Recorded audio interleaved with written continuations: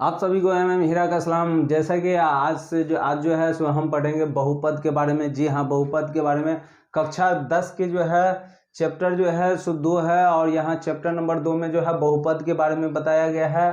ठीक है, तो बहुपद के बारे में जो है हम आज जानेंगे। यहाँ जो है एक समीकरण होता है, चर होता है और उसमें जो है क्या क्या होता है, ये सभी चीज़ के बारे में जो है आपको हम बताएंगे। जानने के लिए जैसे कि यहाँ जो है एक चीज़ दिया गया है, क्या है 5x पावर जो है 3 है।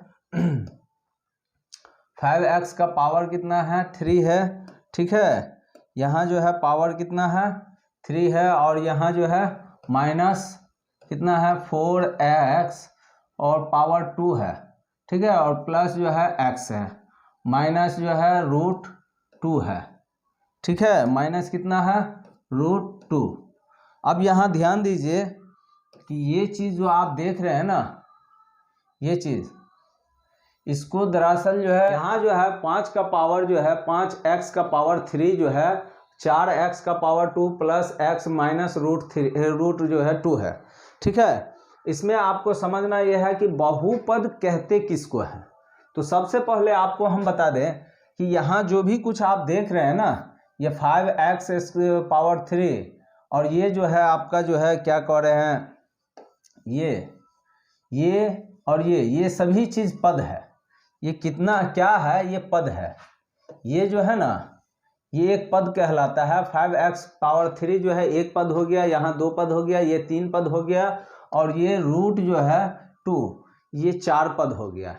इस सब मिल करके हर एक पद मिल करके 2 पद मिल करके 3 पद मिल करके एक बहुपद कहलाता है। ठीक है, ये सब चीज़ मिल करके क्या कहलाता है, ये बहुपद कहलाता है। ठीक है, तो बहुपद किसको बोला जाता है ये आप समझ गए। यहाँ से यहाँ तक जो है ये सभी चीज़ जो है एक ही बहुपद है। यहाँ क्या कहलाएगा, एक बहुपद। ठीक है, क्योंकि ये एक साथ है, यहाँ क्या है एक साथ है। ठीक है, इसलिए इसको बहुपद बोला गया है। अब इसी में आपको एक चीज़ और भी जानना पड़ेगा। ये तो बहुपद आप समझ गए, इसमें आपको जानना पड़ेगा कि चर और अचर किसको बोलते हैं। यहाँ चर अचर की भी बात हो रही है, ठीक है, घात की भी बात हो रही है। ठीक है, तो यहाँ आपको हम बता दें चर यहाँ जो है ये 5 जो है इसको अचर बोलते हैं। इसको क्या बोलते हैं, अचर बोलते हैं। ठीक है, जैसे ये 5 हो गया, फिर इसमें क्या हो गया 4 हो गया, फिर यहाँ क्या है कुछ नहीं है यानी 1 है। यहाँ क्या हो गया √2, ये क्या हो गया, ये आपका अचर हो गया। ये सभी चीज़ क्या कहलाया, ये अचर कहलाता है। ठीक है, ये चारों का चारों जो है इसमें अचर है। अब चर इसमें कौन सा है, तो चर आपको बता दे। यहाँ आप समझिए x के पावर 3, x के पावर 2 और x ये सब जो है ये चर है। इसमें कितना, 1 चर 2 चर 3 चर, यानी ये सभी जो है चर कहलाता है और ये जो है अचर कहलाता है। 5 जो है क्या कहलाता है, अचर कहलाता है। x जो है चर कहलाता है। ठीक है, यानी चर जो है एक सीमांतरित होती है, सीमा होता है उसका, लेकिन अचर का कोई सीमा नहीं होता है। जैसे कि आपको हम बता दें, अगर 3 कान को हम इस प्रकार से लिखते हैं, ठीक है, देखिए 3 दूना 6, ठीक है, फिर 3 तिया 9।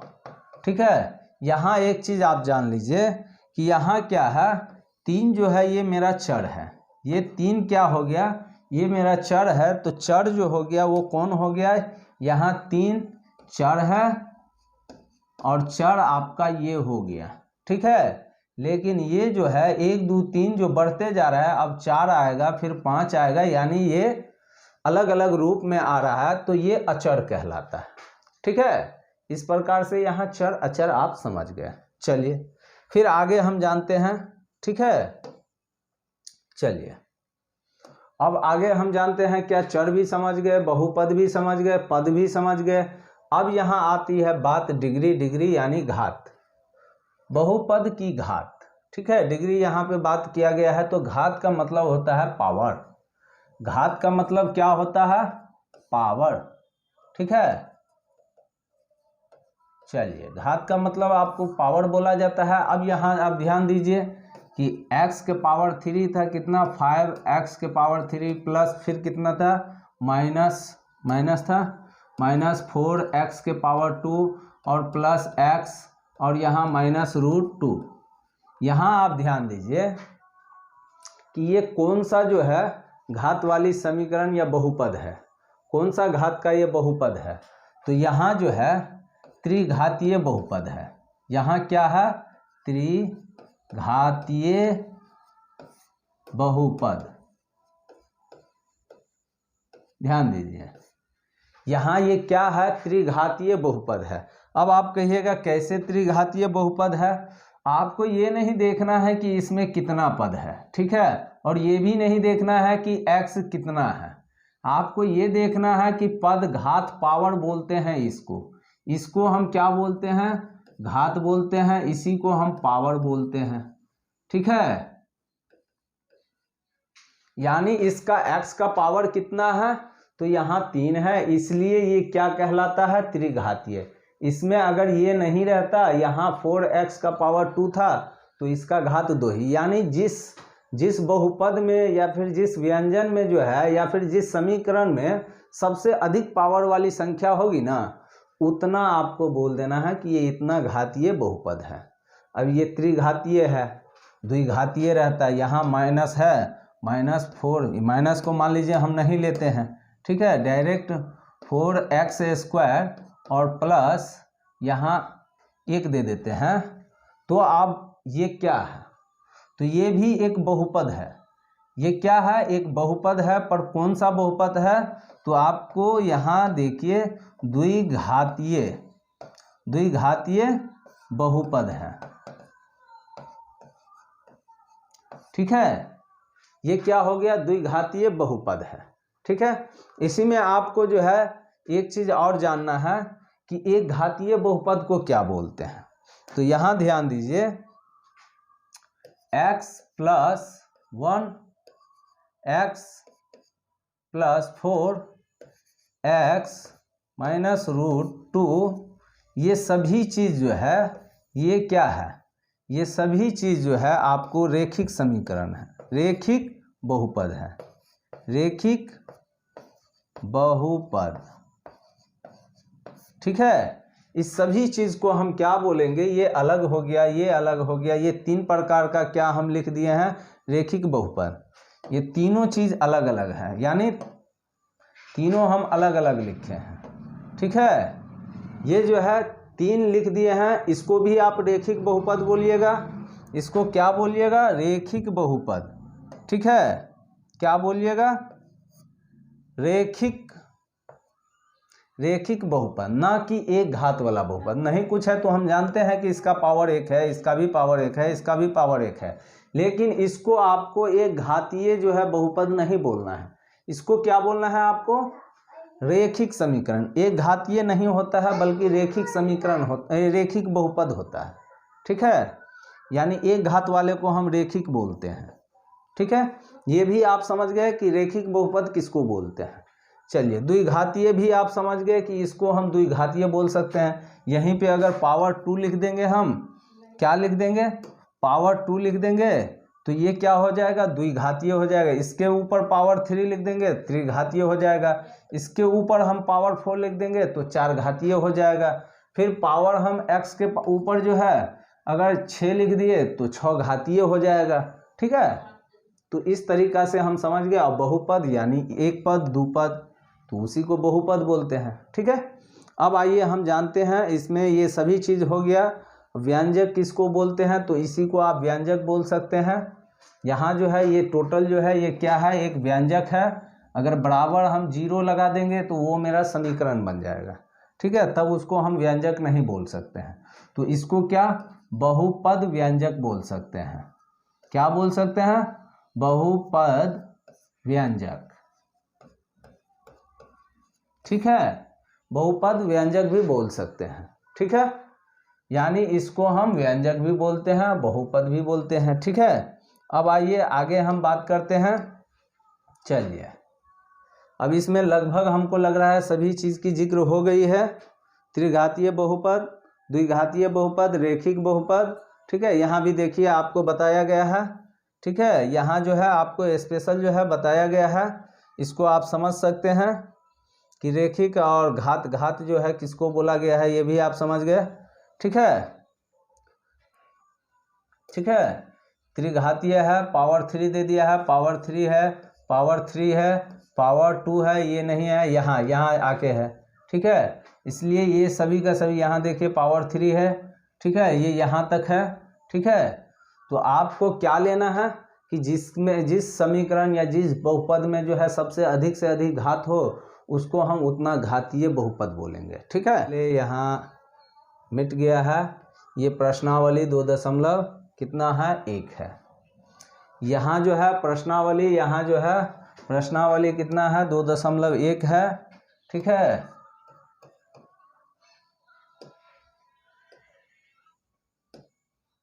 यहाँ जो है प्रश्नावली 2.1 है। इसमें क्या कर रहा है, किसी बहुपद px के लिए y बराबर px का ग्राफ नीचे आकृति इतना में दिया है। प्रत्येक स्थिति में px के शून्यक संख्या ज्ञात कीजिए। यानी ये कुल मिला के यहाँ कह रहा है, ये भाषा आप समझ जाइए। यहाँ क्या कह रहा है, px बराबर शून्यक हो गया, ठीक है। तो y बराबर क्या दिया है px, ठीक है। y बराबर क्या दिया है, यहाँ px दिया है, ठीक है। ग्राफ नीचे आकृति इतना में दिया गया है, तो नीचे आकृति इतना में दिया गया है। प्रत्येक स्थिति में जो है x के शून्यकों की संख्या ज्ञात कीजिए। यानी x जो है कहाँ जो है कितना संख्या, x बराबर जो होता है वो कितना आता है, यहाँ शून्यक वो बताया गया है। तो खैर इसको जो है समझने और करने से पहले जो है हम यहाँ आपको बताने की प्रयास करेंगे कि ये ग्राफिक आप देख लीजिए, सेम वही प्रश्न है, ठीक है। नीचे दी गई आकृति में इतना ग्राफ हो के देखिए, प्रत्येक बराबर जो है y बराबर जो है px, जहाँ px एक बहुपद है, ठीक है, px एक बहुपद है का ग्राफ है। ग्राफों की प्रत्येक के लिए px के शून्यकों की संख्या ज्ञात कीजिए, ठीक है। यहाँ कुछ आपको ये बताया गया है कि देखिए, ठीक है, यहाँ y बराबर जो है px है, ठीक है। तो y बराबर जब px है तो px एक बहुपद ग्राफ है, ठीक है। तो px के शून्यक, यानी आप ये कह सकते हैं px और px, ठीक है। क्योंकि इसके बराबर जब ये है तो यहाँ px का शून्यक क्या होगा, तो यहाँ जो है y के जगह जो है दोनों जो है बराबर हो जाता है। तो बराबर में इसका कुल मिला के ये होता है कि यहाँ जो है अगर आप x रखते हैं तो यहाँ क्या हो जाता है p और x बट्टे p, तो ये p कट जाता है, बराबर क्या बचता है, तो x बराबर x बचता है, ठीक है।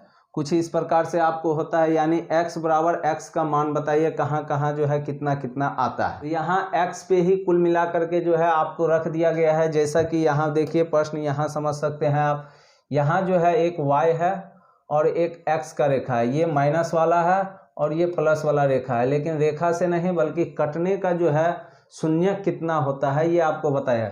ये शून्य रेखा हुआ, यहाँ 0 से जो है कटता है, कहाँ x का कट हो रहा है ये आपको गिनती करना है। तो यहाँ आप बता सकते हैं कि x बराबर 1, क्योंकि इस आकृति में जो है एक शून्यक आता है, ठीक है। फिर यहाँ जो है 2 शून्यक है, x बराबर कितना शून्यक आ रहा है, x बराबर जो है इसमें जो है इस आकृति में जो है 2 शून्यक आता है। फिर इसमें कितना आ रहा है, 1 2 और 3, क्योंकि आपको y का बताया नहीं गया है, आपको y बराबर भी x का कह दिया है, इसलिए यहाँ x ही x रखना है, ठीक है।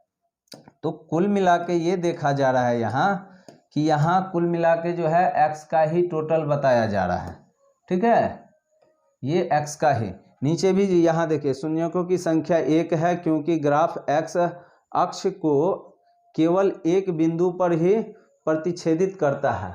यहाँ जो है एक आपको बताया है, यहाँ प्रतिच्छेदित यानी कटान जो कर रहा है वो एक ही कर रहा है, यहाँ भी बता दिया है।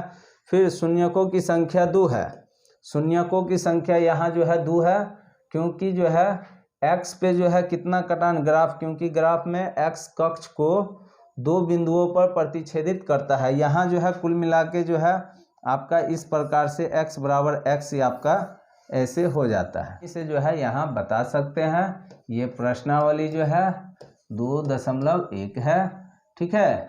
यहाँ जो है इसको प्रतिच्छेदित x को प्रतिच्छेदित कौन कर रहा है, तो यहाँ x को कोई नहीं प्रतिच्छेदित कर रहा है, ठीक है।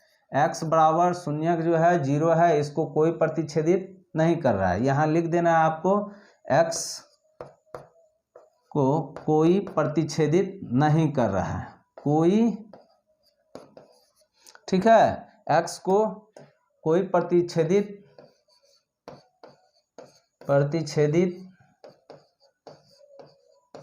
नहीं कर रहा है, ठीक है, नहीं करता है। चलिए फिर इस प्रकार से जो है ये आप लिख दिए, तो आगे जो है फिर आपको लिखना होगा, ठीक है। चलिए इस प्रकार से जो है फिर 2 नंबर प्रश्न क्या कह रहा है ये आप ध्यान दीजिए, ठीक है। यहाँ 2 नंबर पे देखिए एक जो है प्रतिच्छेदित कर रहा है, ठीक है। क्या कर रहा है, एक जो है कटान बन रहा है, इसमें तो कहीं कटान नहीं है, y में कटान है पर x में नहीं है, ठीक है। इसलिए इसको कोई x पे जो है प्रतिच्छेदित नहीं कर रहा है, क्योंकि y का मान हमको x पे ही फेंक दिया गया है। यहाँ है ना y बराबर हमको x पे मान फेंक दिया है, ठीक है। तो कुल मिला के जो है यहाँ y एक शून्यक रह गया है, बिल्कुल 0 कुछ नहीं, ठीक है। पूरी जो है x का ही मान निकालना है। तो यहाँ प्रतिच्छेदित एक ये कर रहा है, फिर यहाँ 1 2 3 इस प्रकार से आप देख लिए कि इसमें जो है 3 प्रतिच्छेदित कर रहा है। यहाँ जो है फिर क्या कर रहा है, 2 प्रतिच्छेदित कर रहा है। आप एग्जाम्पल ऊपर में देख लीजिए, पूर्ण रूप से बताया गया है, उसको देख करके नीचे आप बना लीजिए। यहाँ जो है 1 2 3 4, यहाँ 4 जो है प्रतिच्छेदित कर रहा है, यहाँ 1 2 और 3, यहाँ क्या हो रहा है, मात्र 3 कर रहा है, क्योंकि इस पे प्रतिच्छेदित न करके उसी पे रह के फिर उसी पे मुड़ जाता है, ठीक है। इसलिए यहाँ 1 2 और 3, 1 प्रतिच्छेदित कर रहा है और 2 क्या कर रहा है, वहीं पे मुड़ करके ऊपर चला जाता है, ठीक है।